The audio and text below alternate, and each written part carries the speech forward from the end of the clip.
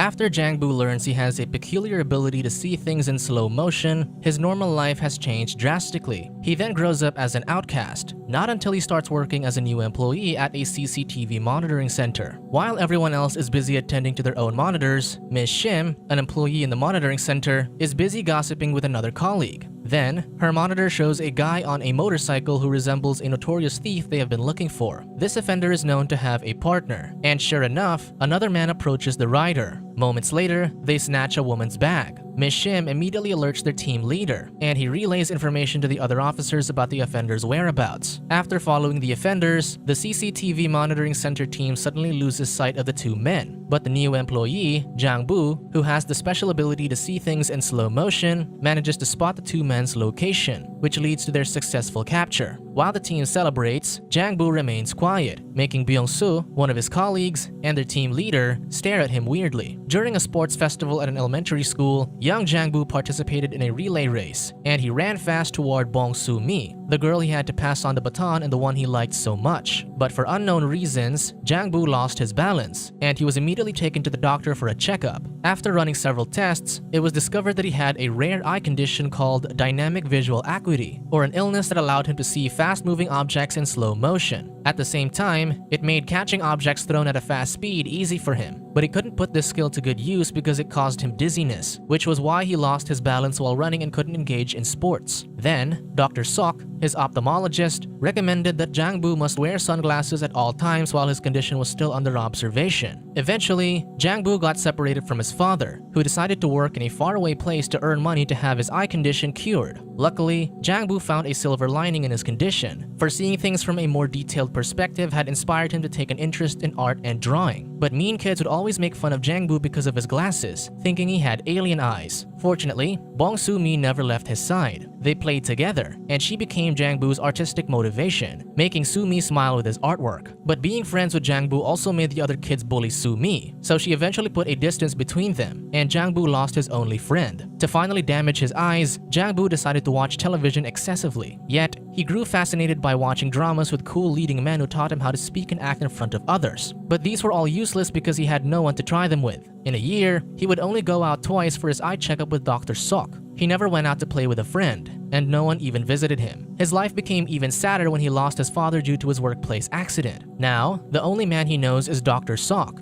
who is persistent in convincing him to see the outside world. Finally, Jang-Boo listens to the doctor's advice and starts working at the CCTV monitoring center. This job makes Jang-Boo feel like he is watching an unscripted drama. The only difference is that everyone is the main actor in their lives. While observing different people on the screen, he also notices a little boy who pushes his cart up the hill alone and a man who plays baseball by himself every day. Their loneliness makes him want to approach them, but he is also afraid they will dislike him. One night, while Bong Soo and the team leader are sitting on the bench, the former proudly claims to be Jang-Boo's friend despite his weirdness, and he also promises to look after Jang-Boo while he works for the company. Curious about Jang-Boo, Bong Soo keeps observing and striking a conversation with him, even when he's always ignored. He also notices that Jang-Boo has seemed to develop an obsession with counting the steps that people make from one place to another and writing it on the sketches he made of the different streets. One time, Jang-Boo finally decides to talk to Bong Soo and asks him where he usually goes. But Bong Soo doesn't answer his question and instead picks up his sketches, looking at them until he asks Jang-Boo about his girlfriend. With this question, Jang-Boo remembers someone. Then, he leans toward the screen and sees a girl hurriedly walking out of her house gate, causing him to suddenly stand. Later, Jang-Boo rides a bike toward the girl's place to see her from afar. The girl is none other than Bong Soo-mi, his childhood love and friend. By listening to Soo-mi's conversation with an unknown guy, who seems to be a debt collector, he learns that Soo-mi is facing financial difficulties. In the CCTV monitoring center, Jang-Boo watches Soo-mi wherever she goes and becomes overly attentive to her. So the next morning, he goes to where Soo-mi has been, as it makes him happy looking at the things she saw. Jang-Boo meets Baek-gu, the young boy he always sees pulling his cart, and Sang-man, the one who always plays baseball alone, as he pulls a couch in the street. Despite wanting to greet them, he can't convey his thoughts clearly, making them misunderstand his actions. That night, Soo-mi finds the couch near the coffee shop. Completely unaware that it is Jang-Boo's doing, she sits there, resting her feet from a tiring walk, and stares happily at the coffee shop. The next day, Soo-mi heads to an audition after working at her part-time job. But with her mature face and limited talent, she is not selected. Meanwhile, in the monitoring center, Jang-Boo tries to persuade Byung-soo to accompany him in delivering an umbrella to Soo-mi. With raincoats on, the two brave the rain to make it to Soo-mi's location. But all this effort is wasted when Soo-mi merely walks away when Jang-Boo tries to hand her the umbrella because of his weird and creepy behavior. After Jang-Boo's failed plan, the two men decide to visit Dr. Sok. After careful consideration, Jang-Boo is advised to give flowers to Soo-mi, and that same evening, his mother gives him a haircut. The following day, Soo-mi is late for an audition when the casting director calls to tell her not to go as the audition has already concluded. Desperate to be considered, she starts singing in the middle of the street, impressing those who listen to her, especially Jang-Boo. But after realizing there's no response from the director, she stops singing and turns back mindlessly. Fortunately, Jang-Boo quickly pulls her hand when a bus almost hits her. After saving her life, Jang-Boo hands her the flowers and says it's spring because she's there, making Soo-mi smile for a second. But her mood quickly changes, and she starts being rude to him again. Before Soo-mi walks away, Jang-Boo shouts her name to make her remember him. Then, she corrects Jang-Boo and says her name is Oh Soo-mi. The next day, Jang-Boo's mother wakes him up to prepare for work, but Jang-Boo only responds that he will not go, adding that his eyesight will just worsen if he continues working at the monitoring center. Later that day, Jang-Boo decides to take a walk when he bumps into Soo-mi. The woman makes him carry her things to her house. However, before she walks inside, she asks him who Bong Soo-mi is, and Jang-Boo only responds that he likes her. When Jang-Boo comes to work, he immediately tells Byung-soo about quitting his job. But his decision changes immediately as he watches a happy Soo-mi on the screen, and the girl inspires him once again to draw. That night, Soo-mi is eating out to celebrate the success of her audition when she spots Jang-Boo. After he hands her a box of ramen, he ends up accompanying her and even helps her practice her lines. When Soo-mi asks Jang-Boo to show her his talent, he catches the spoons she throws. The other diners also watch Jang-Boo successfully catching the 438th spoon. As Jang-Boo continues to watch Soo-mi and go to the places she's been, he notices that many alleys are still not covered by the CCTV. Worried, he starts sketching these places and counting the steps that one needs to take in those alleys. Meanwhile, Byung-soo grows more curious and starts thinking of possible reasons why Jang-Boo keeps sketching and counting the steps to travel the streets, but he can't think of any. Soo-mi is on her way home one night when she notices Jang-Boo waiting for her. During their walk, she discovers that Jang-Boo works in the CCTV monitoring center, where he spends his days watching people go about their daily lives. Then, Soo-mi starts talking about the person who put the couch near the coffee shop. Jang-Boo is overjoyed to be acknowledged, thinking Soo-mi now knows it's him. But his happiness is short-lived when Soo-mi confesses she likes the wealthy-looking guy who works at the coffee shop. She gets giddy from thinking that he has a car that can take her anywhere for sightseeing. The next day, Jang-Boo can't help but feel bitter and decides to stop pursuing Soo-mi. But when he sees Soo-mi waving her hands at the CCTV, he becomes a hopeless romantic again. He plans to take Soo-mi on a trip, so he asks Byung-soo, the team leader, his mother, and Dr. Sok if they own a car. Meanwhile, Soo-mi has finally decided to resign from her other job at the mini-mart. She walks happily down the street, only for her day to be ruined by the debt collector who keeps following her. When she is unable to give him money again, he starts calling her names and making other offensive remarks. He is about to hit Soo-mi, but Jang-Boo and Byung-soo come to her rescue and help her escape from the debt collector. Since the incident, the two have become closer. They begin hanging out, and Jang-Boo discovers that Soo-mi wishes to visit the ocean. He starts losing hope because he doesn't know someone with a car until he remembers Sang-man, who drives a bus. Jang-Boo sees Sang-man the next day and tries to persuade him to drive them to the ocean by assisting him on the bus all day and even playing catch with him in the evening. However, when Jang-Boo asks Sang-man about driving to the ocean, the man refuses. The following day, Soo-mi goes to work, oblivious that Jang-Boo is hatching his plan to take her to the ocean. Surprisingly, Sang-man finally agrees with Jang-Boo's plan, and with Byung-soo, they casually pick up Soo-mi at a bus stop. Soo-mi has no idea that the bus is heading somewhere else, dozing off during the ride and awakening on an unfamiliar road. She then finds Byung-soo and Jang-Boo inside the bus, and they tell her that they're going to the ocean. Byung-soo also tells her she doesn't need to worry about her job because he's already asked Miss Shim to take over for her. But on the way to their destination, they get stopped because the local bus is prohibited from traveling into another district. After a chaotic negotiation with an officer, they return to their town, with Baek-gu complaining about their failed trip.